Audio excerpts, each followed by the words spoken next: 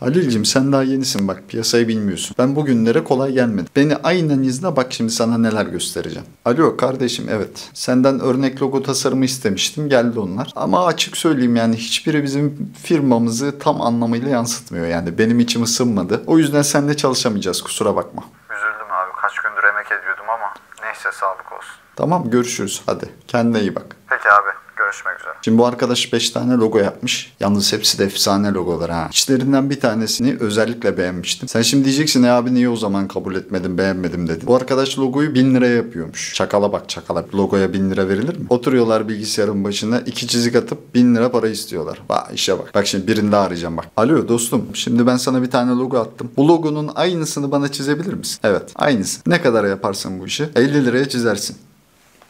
Tamam kardeşim tamam. 50 lira uygundur. Sen logoyu çiz bana at. Ben IBAN'ına direkt 50 lirayı yapıştıracağım. Tamam eyvallah görüşürüz. Ya anladın mı şimdi bak. 1000 liralık logoyu 50 liraya getirdim. Bu işler böyle oğlum öğren bunları.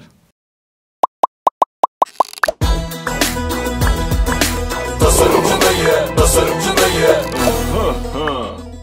Hepimizin başına gelebilecek bir olay aslında. Bize ait bir çalışma iznimiz olmadan kullanılırsa o çalışmanın bize ait olduğunu nasıl ispatlarız? Bunun için ne yapabiliriz? Elimizden ne gelir? İşte burada bilinçlenmemiz gereken bir nokta var. Ve bunu çok iyi bir şekilde yapan da bir hizmet var. Diyelim bir müşterime logo tasarımı yaptım. Ön ödeme almadım ve müşteri beğenmedim diyerek aldı gitti başkasına daha uygun fiyata yaptırdı. Çalışmalarınızın size ait olduğunu çok rahat bir şekilde ispatlayabileceğiniz bir yol var. Burada sahiplen.com devreye giriyor. Sahiplen.com üzerinde çok basit şekilde üyeliğinizi oluşturup eser sahiplenme sekmesinden çalışmanızı seçerek dosyayı sahiplen diyebilirsiniz. Gördüğünüz gibi çok basit bir iki işlemle çalışmamı sahiplenmiş oldu. Ne oldu? Zaman damgasıyla koruma altına almış oldu. Yani ilk çalışan benim. İstersem zaman damgası dosyasını indirip eser doğrulama kısmından çalışmamı ve zaman damgalı dosyamı ekliyorum. Eseri doğrula diyor. Gördüğünüz gibi eseri de doğruladım. Daha sonra sertifikamı indiriyorum ve bu indirdiğim sertifikayı müşterime çalışmalarım beraberinde bunu da yolluyor. Müşterinin de bilgisi olması açısından. Bu sayede eğer çalışmalarım benim iznimin dışında kullanılırsa çalışmanın bana ait olduğunu çok rahat bir şekilde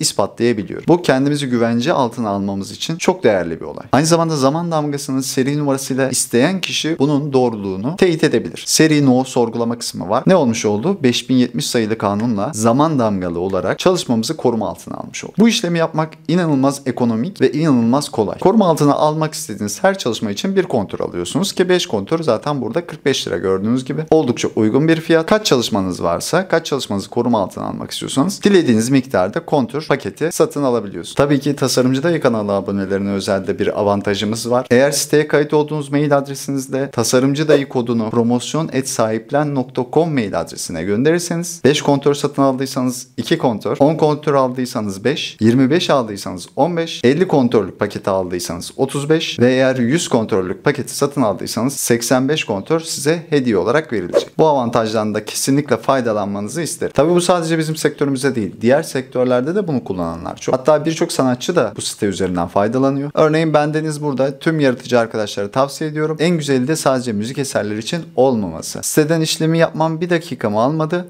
Çok güzel, zahmetsiz ve akıllıca. Çok teşekkür ederim kendi adıma demiş. Çoğumuz freelance olarak evden çalışan insanlarız ve çalışmalarımızı koruma altına almak için birçok prosedürden geçmemiz gerekmiyor bu sayede. Kolaylıkla tabii ki internet üzerinden çalışmalarımızı koruma altına alabiliyoruz. Şimdi en başa dönecek olursak. Eğer ki o tasarımcı arkadaşımız çalışmasını koruma altına alsaydı o zaman ne olacaktı? Alo kardeşim attığın logolar geldi ama yani bu logoların hiçbirini ben beğenemedim ya tam olarak. Son attığım görselde bakabilir misiniz? Nasıl? Bir görsel daha attım. Ha, son attığın görsel. Dur bakayım bir dakika. Eser sahibi sertifikası diyor. Allah Allah. Evet bilginiz olması açısından attım. Kısacası yaptığım çalışmaların telifi bana ait.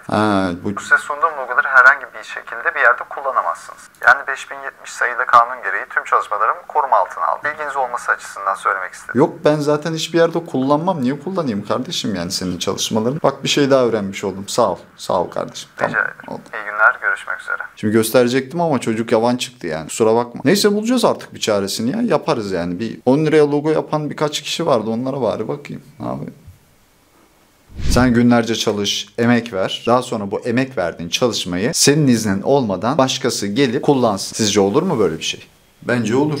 İyi olmasın? Hayır, olmaz. Şimdi dilerseniz web sitesine girebilir, dilediğiniz gibi araştırabilirsiniz. Aynı zamanda aklınızda kalan tüm sorular için de sitede canlı destek kısmı var. Oradan da aklınızdaki soruları sorup yanıt alabilirsiniz. Şimdi gelin Sahiplen.com'un kısa tanıtım filmini de size göstereyim. Bu sayede tam olarak aklınızda pekişmiş olacak. Umarım bu tür tatsız olaylarla hiçbirimiz karşılaşmayız. Tasarımcı Dayı'nın yeni videosunda görüşmek üzere o zaman. Kendinize iyi bakın. Hoşçakalın. Leyla müzisyen, Barış şarkı sözü yazarı, Nuray harika senaryolar yazıyor, Berense grafik tasarımcı. Hepsi özgün eserler üretiyor.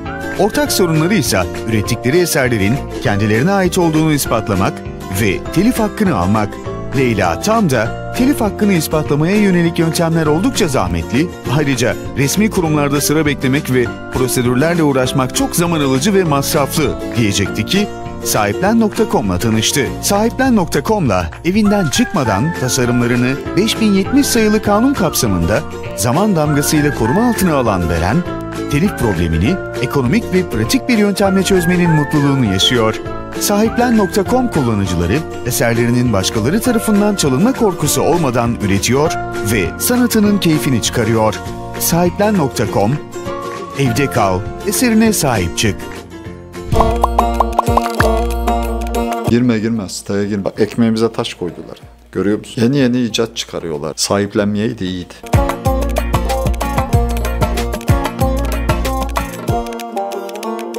Hayda! Burada muhabbet koyu demle çayı.